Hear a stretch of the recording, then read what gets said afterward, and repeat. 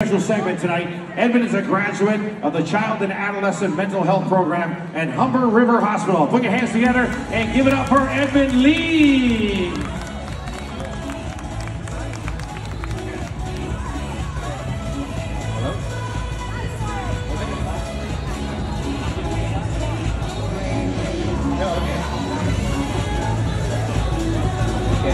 Hello?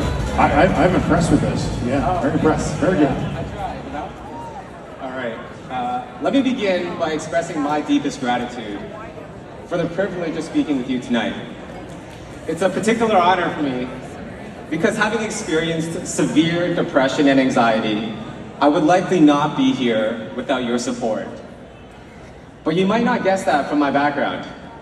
See, I grew up in Toronto, a pretty regular kid in a very loving family with my parents and my older sister. I went to public school, I had great friends, I went on family trips. It might be like your life, or like the life of your kids. I graduated from the University of Waterloo. I got a great job as a consultant. I got promotions and won awards at work. I volunteered often, I saw my friends regularly, and I exercised fairly consistently. And then 5 years ago, around this time, in October 2018, I started noticing I had trouble focusing on what people were saying, be it at work or after, just with hanging out with my friends. My mind felt scattered and racing. Over the next few weeks, I started having trouble falling asleep, so I was exhausted all the time. I was confused. What was happening to me? I began worrying about the smallest things. I was so scared. The simplest decisions seemed impossible. Worse yet, I could not relax. I could never seem to find rest. I'm fortunate that my company offers employee and family assistance helplines. And by December, I had spoken to a therapist for a few weeks, but it wasn't enough. The symptoms kept getting worse and worse. It had been a while since I had felt happy. I couldn't even feel grateful. I felt only gloom. For the first time, I even started about thinking ending my life. What I'm about to say next is horrible. It's offensive. It's insensitive, it's inappropriate. But I'll share it because it's true.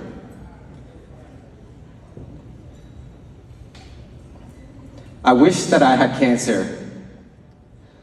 I wanted that because maybe if I had cancer instead, then I could share with people how much I was suffering and they could understand.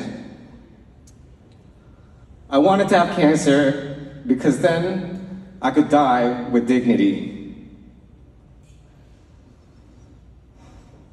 When you hear of people like Robin Williams, Kate Spade, Anthony Bourdain, people who are highly respected, adored, and seem to have everything, choosing to end their own life, it's difficult to understand. Can you imagine how lost, how desperate you would need to be to wish to end your own life? But now I understand how dark the darkness gets. The depths of despair go well beyond where light can reach, and it feels like there's no way out. On December 16, 2018, 2 days before my 34th birthday, I video called my sister, who lives in Boston, and told her that I couldn't stop thinking about killing myself. I didn't want to. I really did not want to. I did not have a plan, but I always thought about it. I was so desperate to feel normal again. I just didn't know how to make it better. She started crying. Crying like I'd never seen her cry before. And behind the tears, there's so much love, but also sorrow and helplessness, because she would do anything to save me, but she didn't know what to do. Through the tears, she said I should go to the hospital. I was in so much pain myself, but seeing the sheer anguish that you cause in people that you love broke my heart more than I knew was possible. Immediately after that video call, I called my best friend and he drove me to the ER at Humber River.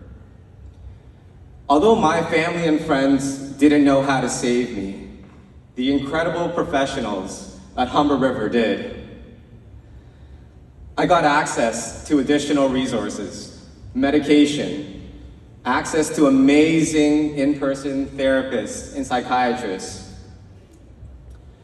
By April 2019, I was off work and admitted into Humber River's Taking Charge program, a 16-week adult day program. I learned so much about cognitive behavioral therapy, or CBT, breathing exercises, mindfulness, emotional regulation, even how the brain chemicals and neurotransmitters work, and so much more. I got to better understand what was happening to my brain and my body and how I could take control of it again. I met incredibly kind people in the program who were suffering alongside me.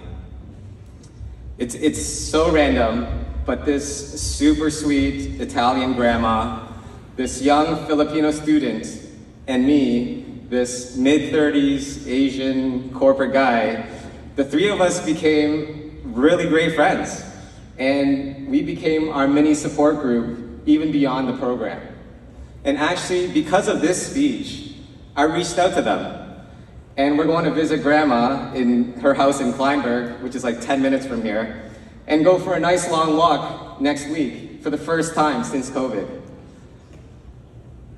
Because of the community, the classes, medication, and therapy, I slowly got better. The mental health programs at Humber River provided a lifeline that reached beyond those seemingly unreachable depths of despair and helped me find a way out. On September 20th, 2019, Rob told me to bring this. I graduated from a program that I paid no tuition for.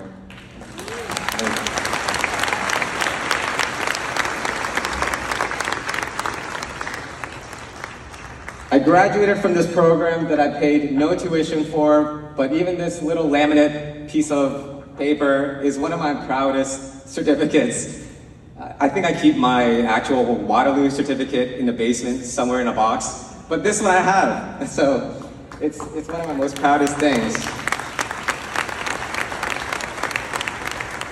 But this was something that I paid no tuition for.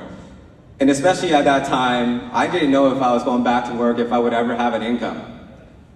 But I didn't have to pay tuition for this program because generous donors like you paid it for me. And thousands of others like me who had to use Humber River's mental health programs. You were my lifeline. You are their lifeline. Today, I'm fortunate to be fully recovered. I'm happily married. Hi, buddy. She's taking a video. I have the best family and friends. And I'm even better at work than I was before because of what I learned about humanity through my darkest times and with your support. And now, perhaps more than ever, the world needs healing. The world needs peace. The world needs hope.